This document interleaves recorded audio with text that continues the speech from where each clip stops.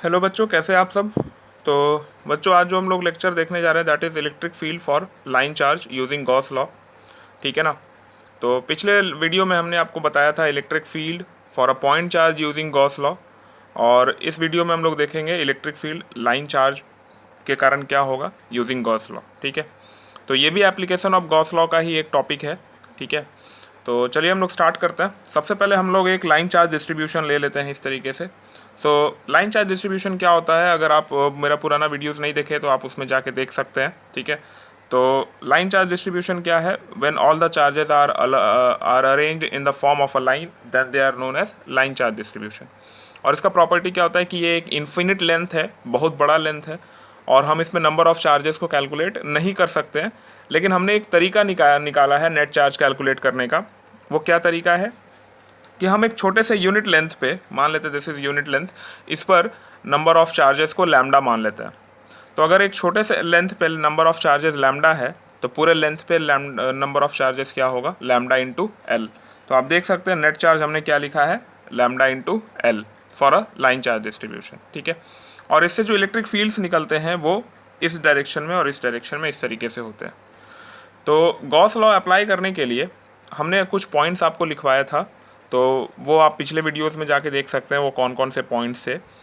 तो जो सबसे पहला पॉइंट था हमारा एप्लीकेशन ऑफ गॉस लॉ में, वो था to choose the Gaussian surface. और गॉसियन सरफेस कैसा होना चाहिए, तो गॉसियन सरफेस सिमेट्रिकल होना चाहिए। ठीक है। अब सिमेट्रिकल तो बहुत सारे सरफेस हो सकते हैं, लेकिन कौन सा सरफेस हमारे काम का है, तो सिमेट्रिकल वही सरफेस हमारे काम का है जो चार्ज डिस्ट्रीब्यूशन के सिमेट्रिकल हो, चार्ज डिस्ट्रीब्यूशन के सिमेट्री में हो। ठीक है। जैसे अगर हम ये एक लाइन चार्ज लिए और इसके लिए हम एक स्फीयर ड्रॉ करें, let us draw a sphere. तो स्फीयर में क्या होगा कि हर एक चार्ज से जो स्फीयर का जो सरकमफ्रेंस का डिस्टेंस होगा वो डिफरेंट होगा। ठीक है। क्योंकि सरकमफ्रेंस का डिस्टेंस डिफरेंट होगा तो इलेक्ट्रिक फील्ड इंटेंसिटी का वैल्यू वेरी करेगा और वो गॉसियन सरफेस नहीं हो सकता, क्योंकि हमने आपको बताया कि गॉसियन सरफेस होने के लिए इलेक्ट्रिक फील्ड इंटेंसिटी का वैल्यू हर जगह सेम होना चाहिए। ठीक है। तो इसके लिए हम क्या कर रहे हैं, एक दूसरा गॉसियन सरफेस सेलेक्ट कर रहे हैं और वो है आपका सिलेंडर। तो सिलेंडर को इस तरीके से रखना है कि जिस पॉइंट पी पे, सपोज़ ये पॉइंट पी पे हमें इलेक्ट्रिक फील्ड का वैल्यू पता करना है और ये पॉइंट पी यहाँ से आर डिस्टेंस पे है, तो जिस भी पॉइंट पी पे हमें इलेक्ट्रिक फील्ड का वैल्यू पता करना है उसी पॉइंट को हम सिलेंडर के सरकमफ्रेंस पे रखेंगे। ठीक है। तो हमने एक लाइन को इस तरीके से बीचों बीच इंसर्ट कर दिया, ये पॉइंट सरकमफ्रेंस पे आ गया, इधर है दूसरा वाला सरकमफ्रेंस और ऊपर में और नीचे में ये जो सर्कुलर एरिया होते हैं वो है। ठीक है। तो लाइन चार्ज डिस्ट्रीब्यूशन से इलेक्ट्रिक फील्ड केवल इस डायरेक्शन में है। ओके। तो अब देखिए, आप जितना भी इलेक्ट्रिक फील्ड का लेंथ देखिएगा हर जगह पर इलेक्ट्रिक फील्ड का लेंथ सेम है, तो इसके कारण आप सरफेस पे कहीं पे भी इंटेंसिटी चेक करोगे तो इलेक्ट्रिक फील्ड इंटेंसिटी आपको सेम ही मिलेगा। तो ये आपका पहला पॉइंट हो गया। पहला पॉइंट का एक और छोटा सा पार्ट है कि हमें गॉसियन सरफेस हमने सेलेक्ट कर लिया, साथ ही साथ हमें एरिया वेक्टर और इलेक्ट्रिक फील्ड के बीच का एंगल भी पता करना होता है, थीटा वैल्यू। ठीक है ना। तो पहले ये देखेंगे कि इसमें कितना सारा एरिया है। तो सबसे पहले मान लीजिए ये कोई इलेक्ट्रिक फील्ड आ रहा है इस तरीके से और बाहर निकल रहा है, तो वो इस एरिया पर स्ट्राइक हो रहा है। ठीक है। तो एरिया जो है वो इस तरीके से है, तो इसका डायरेक्शन किधर होगा, तो डायरेक्शन हमेशा ही परपेंडिकुलर टू द एरिया होता है, वो भी इस डायरेक्शन में होगा। ठीक है। तो ये आपका इलेक्ट्रिक फील्ड है और ये आपका एरिया वेक्टर, और इन दोनों के बीच में एंगल कितना बना, थीटा। थीटा बना आपका 0 डिग्री। ठीक है ना। थीटा कितना बना, 0 डिग्री। अगर आप ऊपर वाला एरिया देखेंगे, ये भी आपका एक एरिया है, दिस इज ऑल्सो एरिया। तो इस एरिया का डायरेक्शन किधर होगा, तो इस एरिया का direction perpendicular to the surface ऊपर की ओर होगा। और इलेक्ट्रिक फील्ड का डायरेक्शन किधर है बच्चों, तो इलेक्ट्रिक फील्ड का डायरेक्शन तो इधर है। ठीक है ना। तो दोनों के बीच में, इलेक्ट्रिक फील्ड और एरिया वेक्टर के बीच में यहाँ पर एंगल कितना बन रहा है, तो यहाँ पर एंगल बन रहा है theta is equals to 90 degree. उसी तरीके से इस वाले एरिया का डायरेक्शन नीचे की ओर होगा क्योंकि परपेंडिकुलर टू द सरफेस है, और इलेक्ट्रिक फील्ड का डायरेक्शन इधर होगा, तो यहाँ भी एंगल कितना बन रहा है आपका, एंगल बन रहा है 90 डिग्री। तो सिलेंडर में टोटल 3 एरिया होते हैं, एक कर्व्ड सरफेस एरिया और दो जो है वो फ्लैट सर्कुलर एरिया होता है। तो हम लोग तीनों एरिया से अलग अलग थीटा का वैल्यू निकाल लिए। ठीक है। पिछले वीडियो में हमने स्फेयर चूज़ किया था फॉर पॉइंट चार्ज, तो स्फेयर उसमें एक ही एरिया होता है, तो वहाँ पर हर जगह पे थीटा का वैल्यू एक ही आया था, ठीक है ना। चूँकि यहाँ पर 2-3 एरिया है तो हम लोग हर जगह अलग अलग वैल्यूज़ लेंगे। तो हमारा फर्स्ट पॉइंट ओवर हो गया। सेकेंड पॉइंट क्या था, we have to calculate cyclic integral of E dot D S, ठीक है। तो cyclic integral of E dot D S अगर कैलकुलेट करेंगे तो ये कितना आएगा, तो इसमें से ई जो है वो आपका कांस्टेंट है, बाहर आ गया इंटीग्रेशन के, और cyclic integral of D S क्या हो जाएगा, एस, और आप पॉइंट हटाओगे, डॉट हटाओगे तो ये आ जाएगा ई एस कॉस थीटा, ठीक है। अब देखिए यहाँ पर एस क्या है आपका, सरफेस एरिया, ठीक है ना। तो ई का वैल्यू क्या हो रहा है, ई का वैल्यू तो ई रहने दिए, और सरफेस एरिया क्या होगा, surface area means total surface area.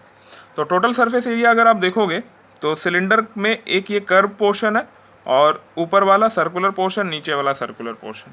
तो कर्व पोर्शन का एरिया क्या होता है, तो कर्व पोर्शन का कर्व सरफेस एरिया होता है 2πr h, ठीक है।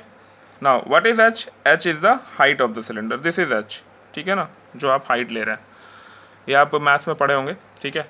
और ये जो कर्व सरफेस एरिया है, ठीक है, 2πr h हो गया। और दो एरिया कौन सा बचा है आपके पास, दो एरिया सर्कुलर वाला पार्ट बचा है, तो हम लिख सकते हैं πr² प्लस πr², ठीक है ना। और कॉस थीटा को आप बाहर ही रहने दीजिए अभी फ़िलहाल। तो यहाँ तक कैलकुलेशन समझ रहे हैं। अब कॉस थीटा को हम जैसे ही अंदर इंसर्ट करके इंटू करेंगे तो ये क्या हो जाएगा, E into 2πr h cos theta plus πr² cos theta plus πr² cos theta, ठीक है, ठीक है।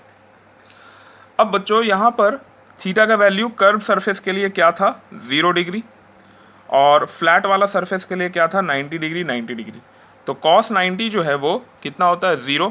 तो चूँकि cos 90 0 होता है, cos 90 is equals to 0 as we all know, तो ये भी ख़त्म हो गया और ये भी ख़त्म हो गया। तो क्या बचा, और cos 0 कितना होता है, यहाँ पर तो 0 आ जाएगा क्योंकि ये कर्व सरफेस एरिया है। तो cos 0 कितना होता है, 1।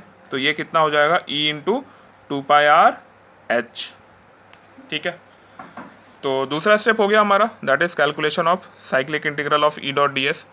अब तीसरा स्टेप क्या है बच्चों, तीसरा स्टेप था determination of net charge enclosed. तो ये नेट चार्ज कितना इनक्लोज करेगा, तो नेट चार्ज इस पर लैम्डा इंटू एल होता है लाइन चार्ज डिस्ट्रीब्यूशन पे, ये हम लोग पहले ही निकाल चुके हैं, ठीक है ना। और फोर्थ पॉइंट क्या है, this is what, this is net charge. और फोर्थ पॉइंट क्या है, फोर्थ पॉइंट है एप्लीकेशन ऑफ गॉस लॉ। तो गॉस लॉ का एप्लीकेशन क्या है, तो ई डॉट डी एस बराबर क्यू अपॉन एप्सिलॉन नॉट होता है, ये हमें पता है, ठीक है ना। तो जब हम cyclic integral of E dot D S किए थे तो ये कितना आया था, ई इंटू 2πr h, ठीक है। और क्यू क्या है, क्यू है नेट चार्ज। तो नेट चार्ज का वैल्यू कितना है, नेट चार्ज का वैल्यू लैम्डा इंटू एल है डिवाइडेड बाय एप्सिलॉन नॉट, ठीक है बच्चों। चलिए, तो यहाँ से ई का वैल्यू क्या हो जाएगा, ई का वैल्यू हो जाएगा lambda into L upon 2πr h epsilon not, ठीक है, समझ रहे हैं। तो यहाँ पर L क्या है, L तो इसका लेंथ ही है, ठीक है ना, और H जो है वो हाइट ऑफ द सिलेंडर। तो ये हाइट और ये लेंथ दोनों एक ही बात है, एक ही चीज़ है। तो यहाँ से H और L दोनों कैंसिल आउट हो जाएंगे क्योंकि दोनों एक ही लेंथ है। तो हम E बराबर क्या लिख सकते हैं, lambda upon epsilon naught into 2πr, where r is the radius of the cylinder. So this is the value of electric field for a line charge distribution using Gauss law. Hope कर रहे हैं आपको ये lecture समझ में आया होगा। हम लोग अगले लेक्चर में देखेंगे electric field for an areal charge distribution by using Gauss law. Till then, good bye.